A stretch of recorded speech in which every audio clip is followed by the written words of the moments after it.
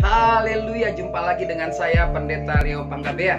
Hari ini saya ingin bahas satu kebenaran firman Tuhan yang terdapat dalam Yesaya 60 ayat yang pertama, berbicara, bangkitlah, menjadi teranglah, sebab terangmu datang dan kemuliaan Tuhan terbit atasmu. Nah, mengapa kita harus menjadi terang? Pelajaran yang sangat sederhana adalah kita menjadi terang agar terang itu bisa dirasakan banyak orang dan terang itu bisa menjadi cahaya di tengah kegelapan.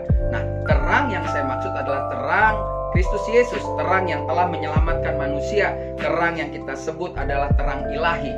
Nah, saudaraku, mari kita akan belajar bagaimana agar terang itu dapat dirasakan oleh setiap orang.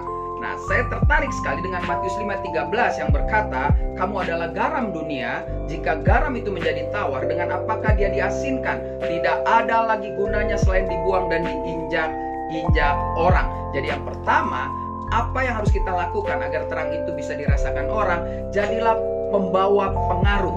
Apa itu maksudnya pembawa pengaruh? Pembawa rasa dalam kehidupan saudara dan saya. Seperti kita tahu bahwa garam itu digolongkan sebagai sesuatu yang baik, yang sempurna di dalam Markus 9 ayat 50. Garam juga di dalam Alkitab melukiskan orang-orang kudus.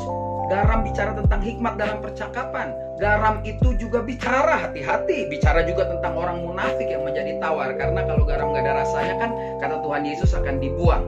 Nah, baik dan sempurna, kekudusan, hikmat, dan tidak munafik, bagian garam itulah yang akan membuat saudara dan saya menjadi magnet perhatian yang mampu mencuri keadaan di mana tidak ada rasa, dan waktu kita datang maka situasi menjadi berbeda.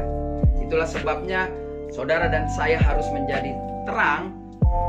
Untuk itu saudara dan saya harus menjadi rasa dimanapun Anda berada. Dan Tuhan Yesus mengatakan, kamu adalah garam dunia. Jadi menarik sekali perenungan yang singkat ini mengingatkan saudara dan saya. Yang pertama, dampak yang harus kita perlihatkan kepada dunia, saudara dan saya harus menjadi pembawa pengaruh dalam Matius 5 ayat 13.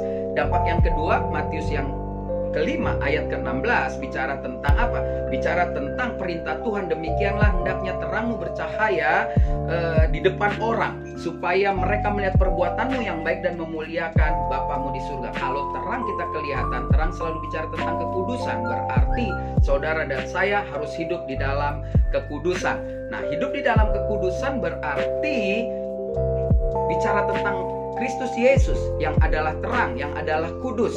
Tuhan adalah terang, Alkitab bilang begitu. Jadi terang itu sudah menjadi manusia. Nah, jika kita percaya kepada anak manusia, berarti kita percayakan terang itu. Berarti juga ketika kita percaya, maka kita diubahkan dari gelap kepada terang. Seperti Petrus mengatakan, kamulah bangsa terpilih, imamat yang rajani, umat yang kudus, kepunyaannya Tuhan, ya kan, yang telah membawa kamu dari gelap kepada terang yang ajaib untuk memberitakan perbuatan-perbuatannya yang ajaib. Jadi menarik sekali menjadi garam dan terang, yaitu pilihan hidup saudara dan saya. Ketika Tuhan perintahkan kamu adalah garam dan kamu harus menjadi terang, maka prinsip hidup ini hanya dua: bawa pengaruh dan hidup dalam kekudusan. Maka saudara dan saya akan menjadi terang yang menyinari dunia. Yesaya 60 ayat 1 berkata tadi, bangkitlah, menjadi teranglah, sebab terangmu datang dan kemuliaan Tuhan terbit atasmu. Yesaya 60 ayat 1 jadi perenungan bagi saudara dan saya. Tuhan Yesus memberkati.